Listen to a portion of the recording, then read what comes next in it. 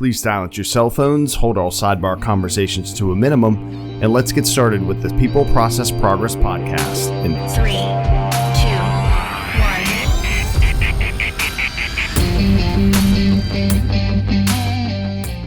Hey everybody, welcome to 5 Steps to Extreme Ownership for Project Managers. I'm sharing lessons that I learned from reading the book Extreme Ownership by Leif, Babin, and Jocko, Willink, and from a course I took, the Extreme Ownership Framework from the Echelon Front Online Leadership Academy. So here are those resources I just mentioned. You can go to academy.echelonfront.com, and they have courses, both free and paid courses, and I highly recommend that you get in there. And then find that Extreme Ownership book wherever you buy books. Of course, Amazon's popular. No affiliation. I had the first edition. There are some great lessons learned for leaders of all levels, brand new, experienced, or even team members. So what I'm going to share are 5 takeaways that I have from the course and some official things from the course. Then I'm also going to share 5 practical outputs and benefits that I saw as both a program management leader and a project management leader. So the first thing is we're going to identify and explain, right? And so one, we have to clearly know what is the problem, right? And I added clearly there because we identify the problem, but we don't want to dance around it. We don't want to sugarcoat it. We don't want to be subjective with our opinions. We want to objectively say we're behind schedule and here's why, right? We don't have to dance around it at all.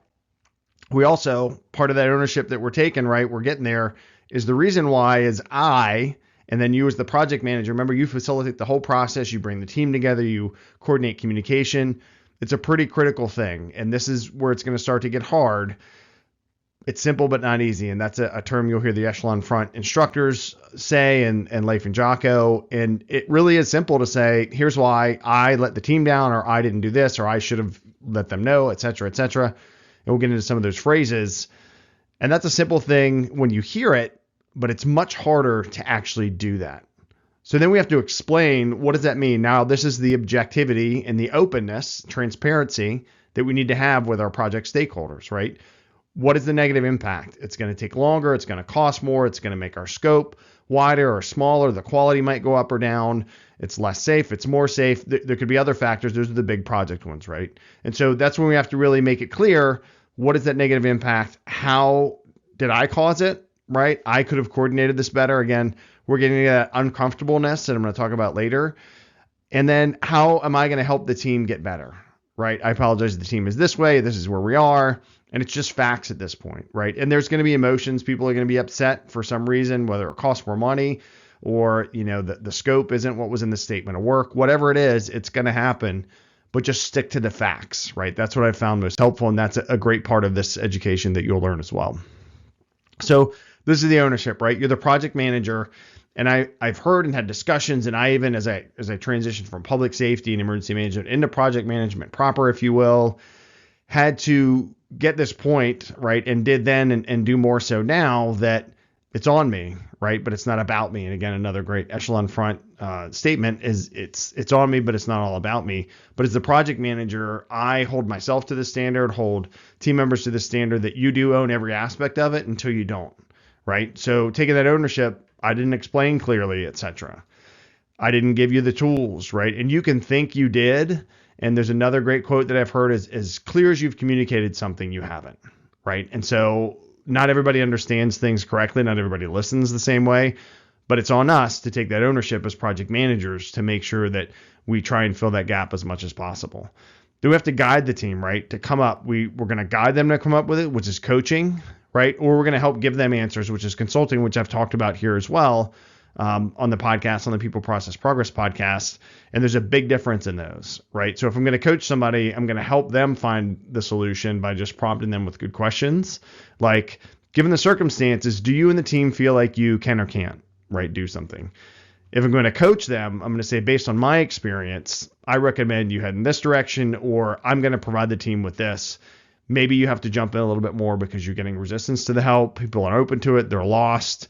Sometimes you have to step back into your project manager role if you're a leader, or helping the team really dive into something. And sometimes you do have to be a more proactive leader and get more in the weeds, but you have to gauge it. Is my coaching working? Meaning I'm asking good questions and they're coming up with stuff.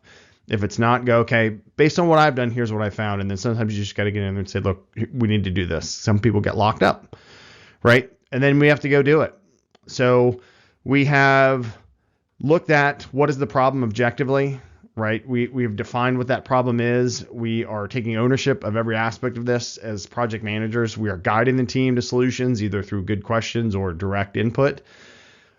And then we're going to go do it. Then we're going to solve this problem, right? And it really, if you look at these 5 things, it really is that straightforward. It's the doing that's really hard, right? And the conversations you have to have and the relationships you have to build. And again, in the course, the framework course, and in the book, relationships are everything. I always say relationships over outcomes over process, right? Because without relationships, your outcomes aren't going to be good, and you're certainly not going to work a good process together.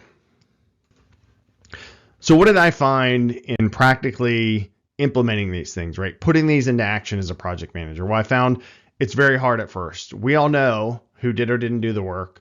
We all know what was or wasn't listened to. And we know we went over it, etc. But that's where we have to just say, okay, we are where we are. I'm the leader of this team. People look to project managers to lead projects, which is great. But you have to be comfortable taking that on as a project manager as well, and know that you can't just say, well, that's not in my wheelhouse, or I don't own that. You own everything, and make sure that it happens, right?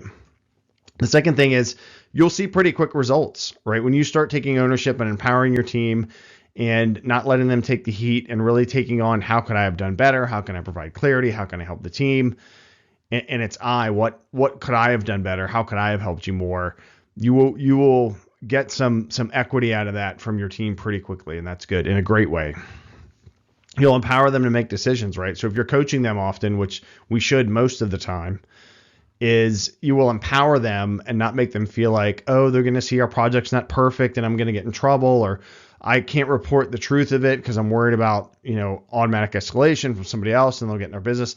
Whatever it is, you need to empower your folks and let them know, look, no project is perfect. So FYI for everybody watching, whether you're new or been around project management for a while, none, and they never will be. And that's okay. But what we do need to do is have answers. And what I want to empower my teams to do is to come up with those answers as often as they can. And then we'll build trust, right? If they trust that I'm not going to throw them under the bus, that I'm going to empower them, that I'm going to take ownership when they hit snags. And then I'm also going to, help them, in the highlights when they are doing well.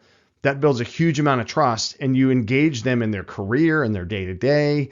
And of course, in the output of this project. And taking ownership has changed my game, both when I was a public safety special event planner, responder, in working out, in jiu-jitsu, and certainly in leading program and project management. And it will change yours as well for the better, for sure. Here's a bonus tip. You need to practice normal face. And this is something that Jocko talks about on his podcast, where him and his kids, they would use toilet paper rolls or rather paper towel rolls and get hit, but you can't smile, you can't laugh. And I practice, and I've shared this with folks. Folks are like, wow, you're so serious when all this stuff's going on. And not necessarily serious, just kind of, I'm listening, I'm observing, and it's hard because I'm an emotional guy. But practicing normal face, meaning when it's going down and you have to take the hit and folks are asking questions and you're letting them know how you could do better, what I could have done, please help me get better, all this kind of stuff. When you're getting feedback, you have to practice normal face and not look super pissed off or sad or all that. That doesn't mean be emotionless, but it's very helpful if you're the leader, if you're the project manager of a project and you're taking this ownership and it's not going well, or even if it is, particularly if it's not going well, that you're not showing your cards, right? You're not red-faced and mad and rolling your eyes and all that kind of stuff. It's very helpful to be calm and be that stable component of the team that everybody else needs. So thank you all for checking out this video. I hope it's very helpful. Go to Echelon Front Academy, Google it, go to the academy.echelonfront.com, buy Extreme Ownership, read it a couple times, start practicing that for sure in reality. And as project managers, remember, the hope the folks have when we start a project is that it will go well, we'll be on time, we'll be on money. The plans we're going to make together, and for us taking ownership of making sure those plans come together, whether you're a vendor or you work for the organization that hired the vendor, whoever, that's going to guide how we do this. And then the actions we take, particularly the action as a project manager of taking ownership, is going to ignite us to be successful and put out the best product, change the workflow, whatever project you're working on and you're helping your team get to. So thank you everybody for checking out this video. Please go to peopleprocessprogress.com for more. Stay safe and Godspeed.